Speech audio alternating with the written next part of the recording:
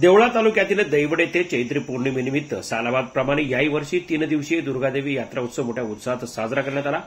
मंगळवारी दिनांक 23 एप्रिल रोजी संध्याकाळी दैवड येथील देवीचे भक्त भिका अहिरे यांनी 12 गाड्या ओढल्या। त्याआधी सकाळी गावातून मांडव मिरवणूक काढण्यात येऊन देवीच्या मंदिरासमोर मांडव टाकण्यात आला, तर रात्री जय मल्हार पार्टी दैवड यांचा जागरण गोंधळाचा कार्यक्रम संपन्न झाला। तर बुधवारी 24 एप्रिल रोजी रात्री बारको पिराजी यांचा लोकनाट्य तमाशा आयोजित करण्यात आला होता।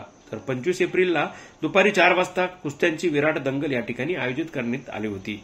या कुस्त्यांच्या दंगलीत जिल्ह्यातील मैल पैलवानांनी हजेरी लावली। यावेळी दैवड गावातील आणि पंचक्रोशीतील भाविक ग्रामस्थ मोठ्या संख्येने उपस्थित होते।